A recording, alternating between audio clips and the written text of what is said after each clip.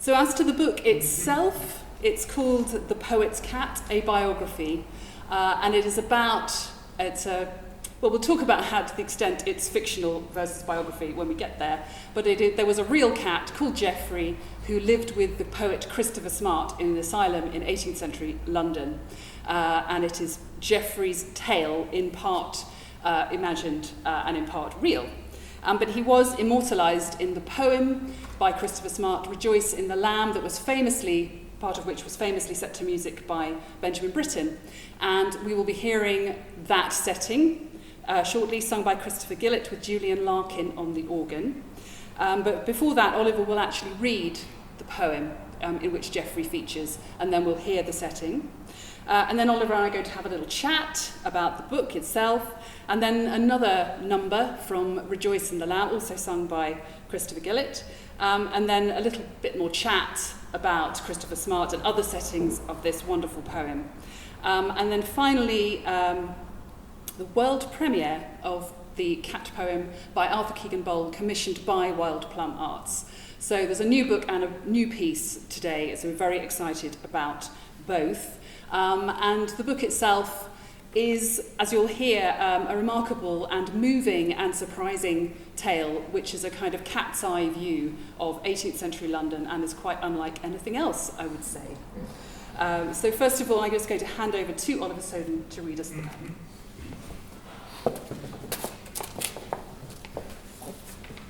For I will consider my cat, Jeoffry, for he is the servant of the living God, duly and daily serving him. For at the first glance of the glory of God in the east, he worships in his way, for this is done by wreathing his body 7 times round in elegant quickness. For then he leaps up to catch the musk, which is the blessing of God, upon his prayer, for he rolls upon prank to work it in. For having done duty and received blessing, he begins to consider himself. For this he performs in 10 degrees. For first he looks upon his forepaws to see if they are clean.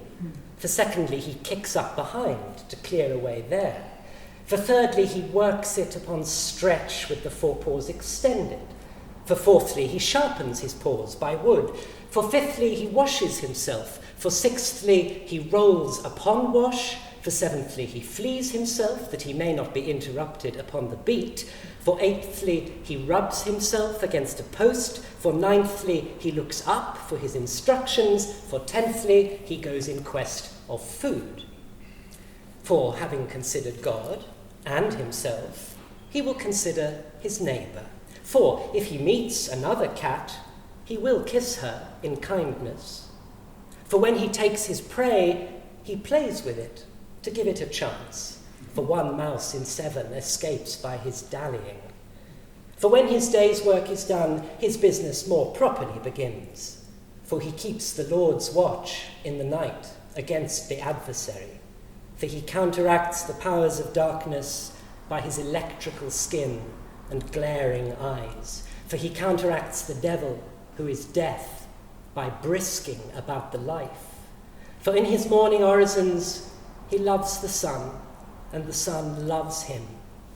For he is of the tribe of tiger, for the cherub cat is a term of the angel tiger.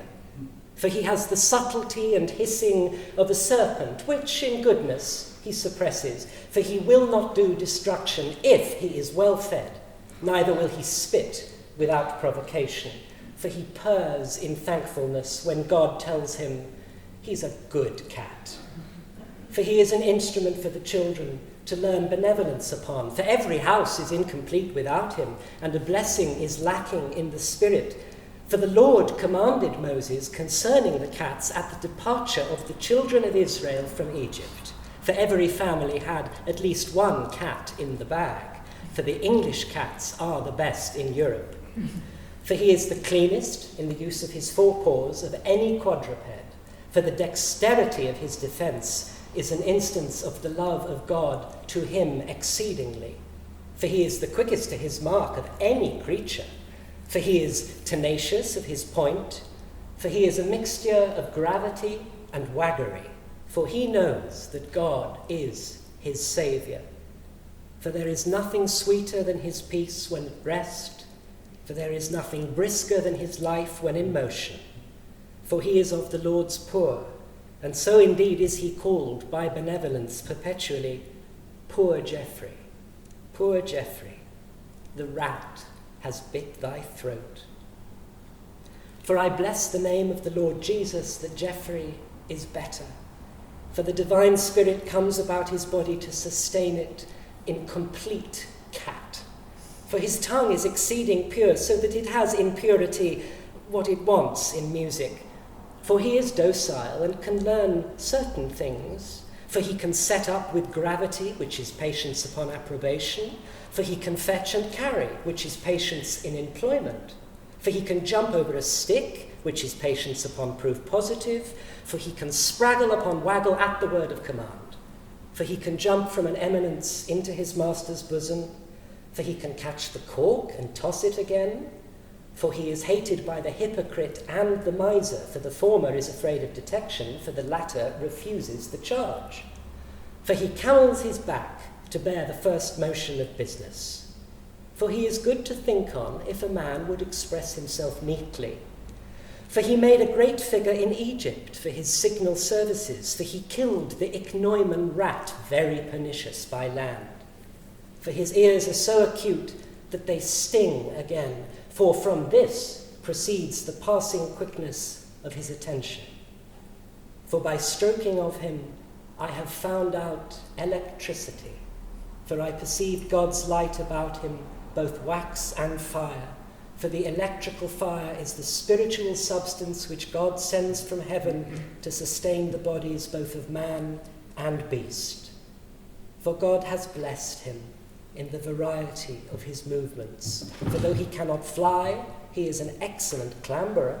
For his motions upon the face of the earth are more than any other quadruped. For he can tread to all the measures upon the music. For he can swim for life. For he can creep.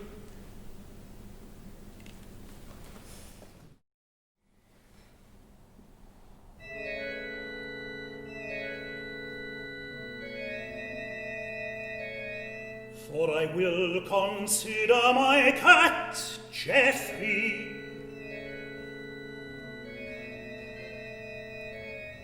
For he is the servant of the living God, duly and daily serving him. So we'll talk a little bit about musical settings of this poem later on, but for now I think we just plunge into the book itself. And it's called A Biography. Do you want to just talk a little about to what extent it's a biography of a cat? Yes. Well, calling it a biography as a surtitle, it really begins with Virginia Woolf, because some of you will know Woolf's biography, Flush, a biography, which takes as its subject the spaniel that belonged to Elizabeth Barrett Browning and uses that ankle's eye view as a way in to thinking about life writing, as she called it, to thinking about the Barrett Browning's life together. And it was actually driving along the seafront at Aldeburgh. We'd had Flush as an audiobook on the car radio, and I was with my family and we were talking about other animals you could write a biography of in that way. And Iria said, my partner, who together we look after a cat Jeoffry at home and his sister Maud, and she said, well, what about Jeoffry? What about the Jeoffry of the poem?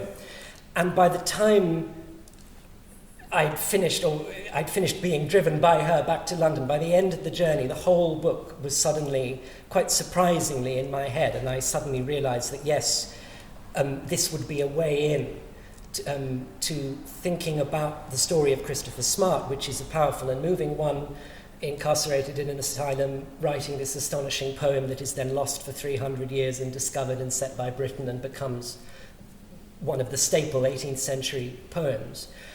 But also of thinking about the whole genre of biography and how one might write the life of a cat. And also the relief that a cat wasn't going to live much longer than 20 years. So after finishing Tippett, who died at 93, it was a bit of a break for me in that sense. Yes, and also you don't know, there isn't much of a Jeoffry archive as such, so you had to fill in an awful lot of gaps. No, any letters he might have sent have all been, there is no, although, I actually had to go and establish that. When I first thought about the book, how much do we know about the cat? And other than the fact that the poem exists and the poem is thought to be autobiographical to the extent that Jeoffry clearly existed, nothing is known, which is an amazing license, as Woolf had with Flush, to fill in the gaps with your imagination. But then we also know that we do know who visited Smart in the asylum. We know whom Jeoffry would have met and seen in the way of Dr. Johnson and Oliver Goldsmith and all the great literary visitors that Smart had.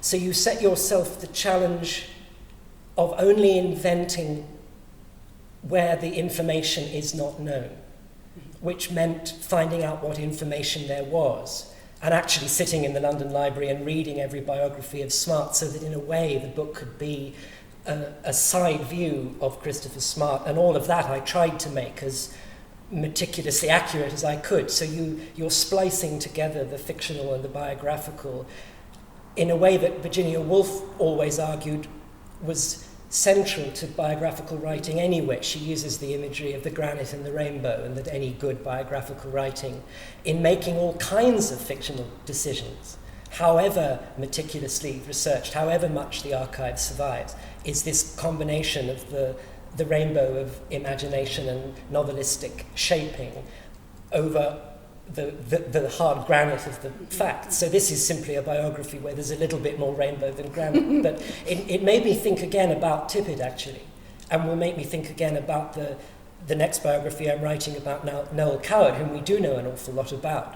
But it makes you think differently about writing non-fiction, having written a book which is the combination of the two, in a way. Yes, but it follows the biographical conventions, in that you start with his birth and the sort of dramatic circumstances of yes, and parentage and lineage, and then the kind of formative early years, yes, and then through to. And actually, when I first read it, I was completely taken in. I thought, how on earth did you know that he was born in a cupboard in Covent Garden? I was just completely convinced. It's interesting with early readers who don't know what is real and what is yes, not, which I hope in some way makes you question almost everything. People come up to me and said, "My God, how did you know that about the cat?" And the answer is, you didn't. So that's quite flattering. And that, the biographical structure. Again, I was thinking of Woolf and Orlando, and which is also subtitled A Biography, but has these wonderful flights of fancy in it. But she plays such lovely games with the biographical genre. So even though that's a work of fiction, she'll suddenly say, but at this point, Orlando disappears from the history books for a year, and we don't know what happened to him, or whatever it might happen to be. And I do that in the Jeoffry book, that we don't. And it has footnotes and plate sections, and is published by a non-fiction publisher, indeed. So there's a lot of genre elasticity yes, going on, I hope. Are you worried that people will just think you're making it all up when you turn to biographies of real people about whom you know more? No, I'm more worried that I've got a taste for it. Yes. Now, whenever there's a gap in what happened to Noel Coward, I write, we'll send him off somewhere, and I can just... It makes the actual... It makes sort of finding the granite rather a drag, actually, after you've had the license to be more inventive. Yeah, absolutely. Well, I think also it kind of exposes to some degree, especially with a figure several centuries ago, of how much you can really know about even somebody very well documented like Dr. Johnson or... Well, the odd thing about Christopher Smart is very little is known about him. I think there are 12 surviving letters. So that's only 12 more letters than Jeoffry left behind, in an odd way. So the whole question of what you know and what you don't know and how you fill in the gaps, I hope, is raised by writing about the cat as well as about... I say at the end, we don't know any of this is true, which I suppose might mean that we don't know that any of it is false either. I don't know. True enough, yes, because you have the story of Jeoffry's origins, yes, and then how he came to be in Smart's asylum, followed by what happened to him after. Yes. But we don't, not even in the poem is there a description of how he came to be allowed to have a cat in an asylum, other than it was a reasonably kind of it wasn't a sort of terrible place. It's surprisingly for an asylum. Yes, and so I had to find out, and that whole Hogarthian madhouse idea that we have of the 18th century filth and squalor of a madhouse or a lunatic asylum. Actually, no. By the time Christopher Smart was in an asylum, there were madhouse acts going through the commons, and there was an effort to make them more humane places. And we know he was allowed books, and we know what books they were, and he was allowed visitors, and he was clearly allowed a cat. But as you say, whether he brought the cat in with him or was presented with it as a companion. But I mean, as you could tell from the poem, it's just so moving that there he is in isolation, which is something I did not realise we would all know a lot more about when the book came out than I thought we would. And, there is the two of them in the small cell. Yes. Heartrending in some ways. It is, but it's such a beautifully evocative catness of the poem, isn't it? I mean, he obviously studied him. Oh, it's perfect.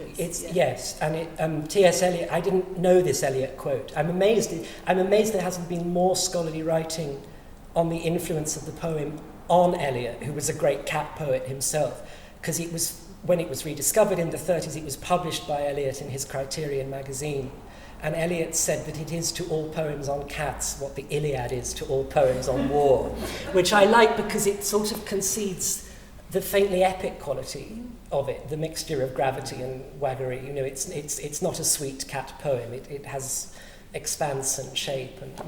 No, and it's not, and I don't mean this is not a compliment, it's not a sweet cat book. It's not a kind of, it's a moving story about not only social sort of settings in 18th century London, but also just the story of itself, of a life is.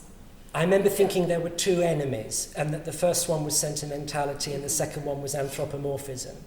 And, if on any page one ever said Jeoffry thought, or whatever, the whole book would collapse like broken glass. And that's something I had to learn from Woolf, who gets that balance with Flush bang on. Yes, it's more, in as much as a cat would have a thought about this, it's more that implied. Implied, yes, absolutely. Yeah. So, and obviously you're clearly a cat person yourself, and you've called your own cat Jeoffry, and there is a reason for this. Yes, above and beyond. Exactly. Yes, as anyone who knows me will know, cats are at the centre of the lovelinesses of life. Yes, indeed so. Yes. We're going to hear a little reading. Yes. From the Smart years. From the Smart years, which are perhaps the most researched of the book. And it's the reasons for Smart's arrest and incarceration are unclear, but it is thought he suffered from something that might have been anything from tertiary syphilis to what we call bipolar syndrome today, manic depression, that manifested itself in religious mania, which led to the religiously manic poem that is Jubilate Anno with the cat section in it. So this is Smart in the asylum with his cat, and some kind of attempt at describing the mania that leads into the importance of flowers and gardening, which we know he was allowed to garden in the asylum, which will lead into my favourite bit of the Britten cantata, and I think yours too, for the flowers of great blessing. So that was the bit I thought I might choose. Jeoffry was neither godlike nor peaceful in his first months at the asylum, and though he was vocal, he spoke in no tongue that Christopher Smart understood, beyond the basic expression of disgruntlement and unhappiness. Jeoffry spoke no English, and Christopher Smart could not purr. But Jeoffry could pour himself onto the edges, into the corners of Smart's meaning, tracing his way into a cry, a sigh, an inflection, and he understood much. To Jeoffry, the man smelled of fear, and as the days passed in the small room, and then the weeks, and then the months, the cat grew used to periods in which Smart would sit on the chair or lie on the bed, neither sleeping, nor, at least as Jeoffry perceived it, especially wakeful. The man's eyes were open, and not exactly glazed so much as dulled and shallow, The gold-flecked brown from which Jeoffry could usually read much, now lustreless and empty. Around Smart stretched something that was not there, but which Jeoffry could see all the same. An absence of light, like a silk blanket that was not black but blank, that was not dark but vacuous, empty of meaning, devoid of sense. Underneath it, as if the blanket was spread over a jostling crowd of birds, there were sharp and furious movements and jabs pricking Smart all over his body, clustering around his head and at the back of his neck. On some days the blanket and its jabs sent Smart mad, and on other days it sent him still, and sometimes Jeoffry could see that it wasn't there at all. Jeoffry knew it for what it was, but what it was he could not say. Christopher Smart praying was likewise a source of enduring terror and fascination to his cat. The poet had considered Jeoffry seemingly at worship, circling delightfully 7 times round in elegant quickness. In inappropriately devilish advocacy, the cynical biographer must interject that cats occasionally chase their own tails with little thought of the Lord. But Jeoffry often had the chance to consider his poet Christopher, and would cower from a dark corner while the man fell to his knees, rocking back and forth, his whole body tense with belief. Veins would rise on the dome of his head like rivers on a globe, and a fervent muttering would change with speedy and terrifying crescendo into a rhythmical and repetitive shouting. Smart's hands beat at his temples, and his forehead burned with the effort, and tears spilled down his face. Often this would lead to his restraint, and on the days when a member of the asylum staff could not calm him with a direct gaze and soothing conversation, he would be dragged to the bed and tied down, his whole body strained by the continuous thundering of his hysterical liturgy. The two grew used to their imprisonment together, and life continued, and incarceration became normality.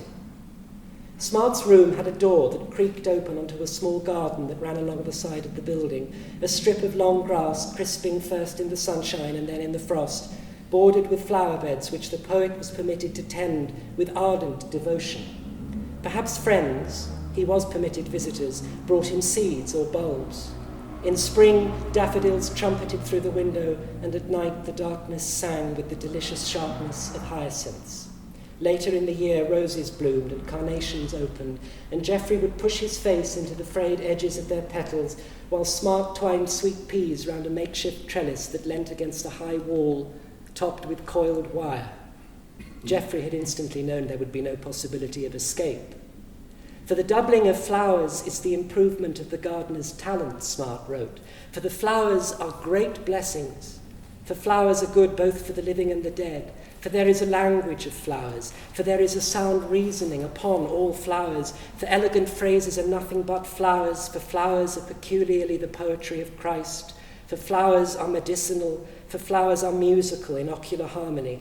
For the blessing of God upon the grass is in shades of green, visible to a nice observer as they light upon the surface of the earth.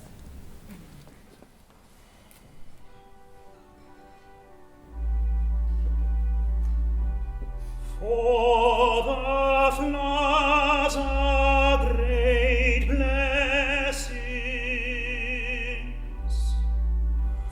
But the poem is so musical itself, isn't it? And I think it's so moving that settings of it just sort of lean into it. It's the actual verse form of it,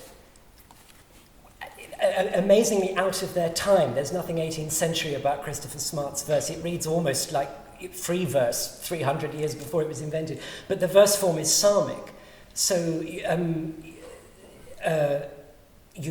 has an inbuilt musical quality simply in that was it designed to be sung? We don't know. But am I right also in thinking that one of the few holes in our knowledge about Benjamin Britten is that we don't know who the first tenor was to sing that aria in Rejoice in the Lamb? We don't know whether it was Peter Pears at the premiere, do we? It's not known who gave the first performance, which is astonishing. Yeah, it's one of the few programmes missing from our extensive archive. Yeah. So no, we don't. I kind of assume it's a very Pears-ish floating line, so one would assume so, but no, absolutely not.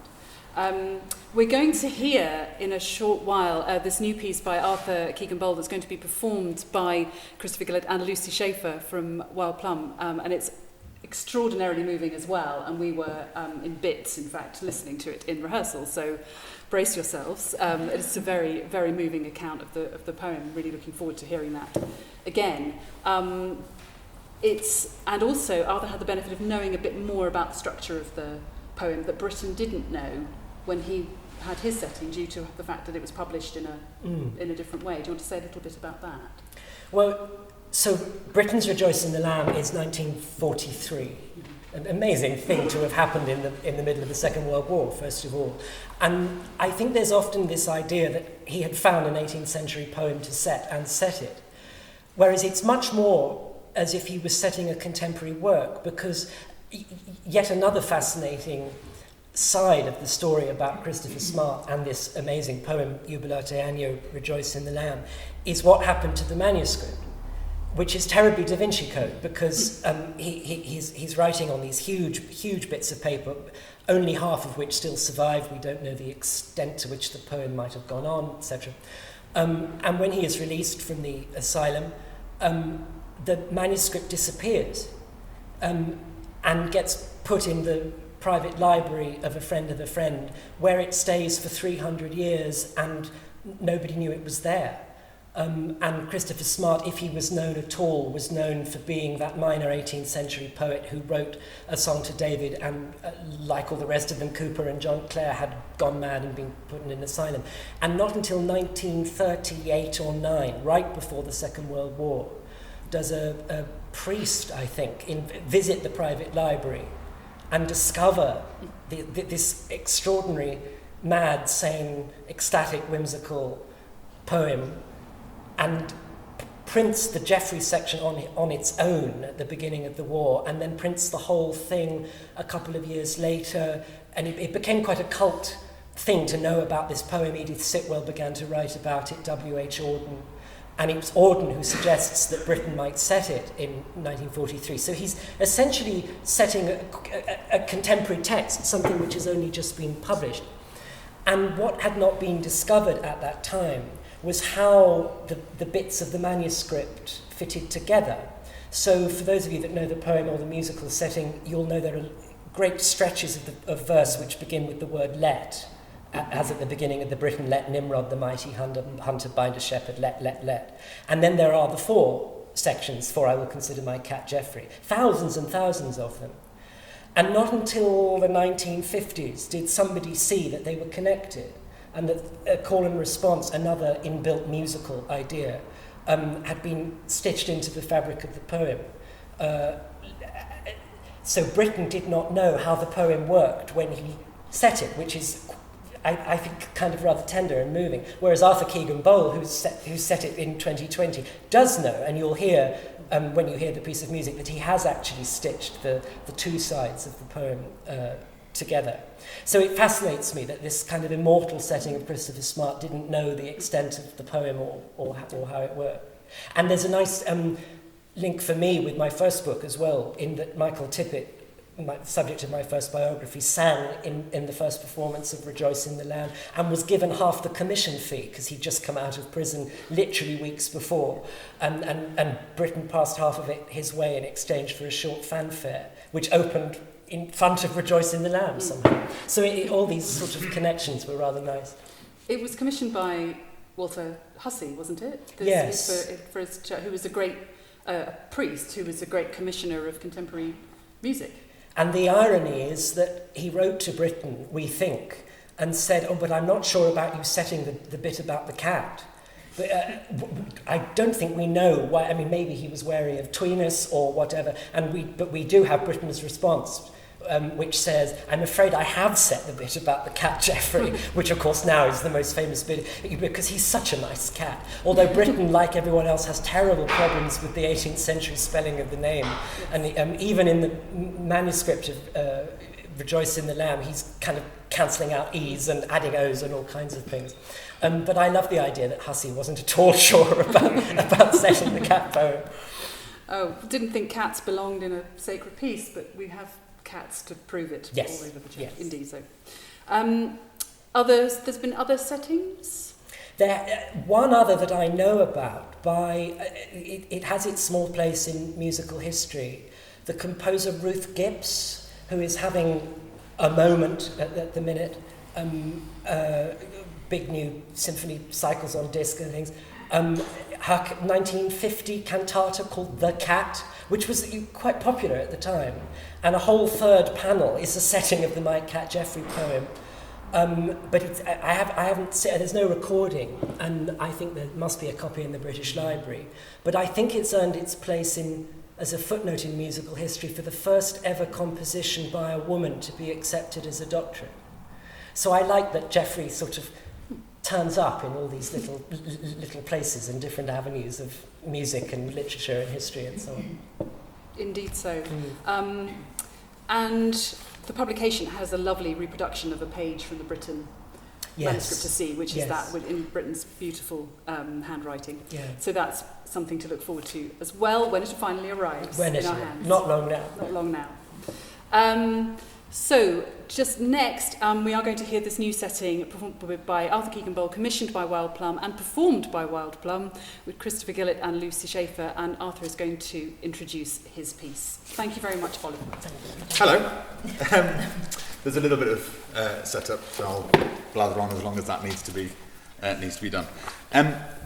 Somewhat breaking with tradition, I'm going to start with thanks because it follows on nicely from where we were. Wild Plum commissioned this piece, and I'm indebted to Oliver for first writing the piece, for writing the book, which I had an advance copy of and enjoyed a great deal. It's a really beguiling biography. It's really beautiful. So I enjoyed starting from that place. Thanks to Britten Pears for hosting the event, and to Wild Plum, who phoned me at the end of a long summer of cancellations, offering a commission, which it's testament to everyone who's put this together that they're looking out for artists to make things happen at a time when so much is not happening. So I'm really indebted to everyone involved in that. My setting of the piece is based around the implied nature of this let and for side of the poem. We don't have the lets, they are unknown, but having some kind of abstract support for the lines that we do have that will be sung is kind of where I started with the piece. And there's also, there's a line in the book where Oliver says, like most visions, it hovers on the border between the absurd and the sublime. And reading through the poem, you really do get this sense. There's these great kind of throwaway, happy descriptive lines. He has gravity and waggery, and he can spraggle upon waggle, alongside really kind of deeply felt spiritual lines. And the two tones of that really, really came across to me. And so I've endeavoured to try and make that kind of duality happen here as well. Thanks to Chris and Lucy, who have worked on the piece with me, provided samples for the electronics parts, and rehearsed the thing. Thank you for that. Hope you enjoy it. Oh yeah. The sound test. Check, shall we? Beauty.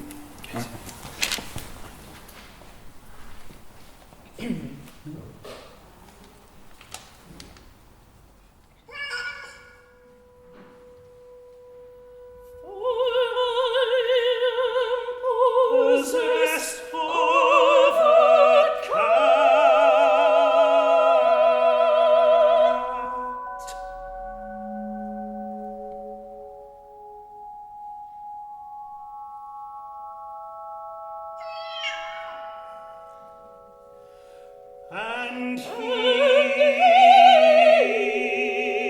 is of the tribe Tiger.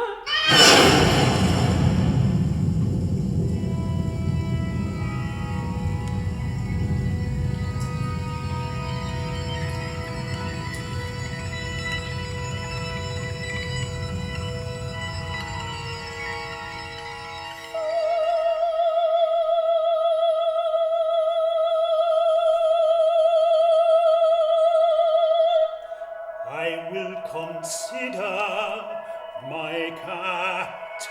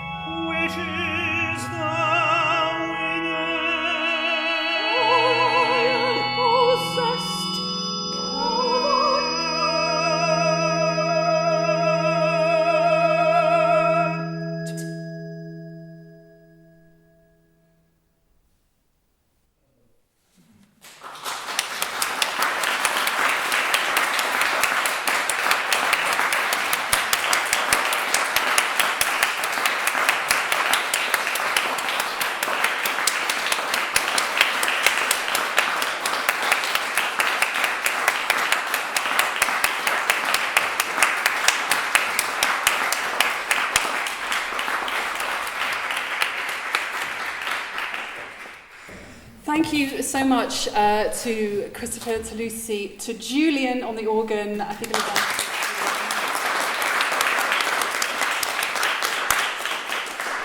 and many congratulations to Oliver on this brilliant book that will be available very soon. For I am possessed of a cat surpassing in beauty, from whom I take occasion to bless all my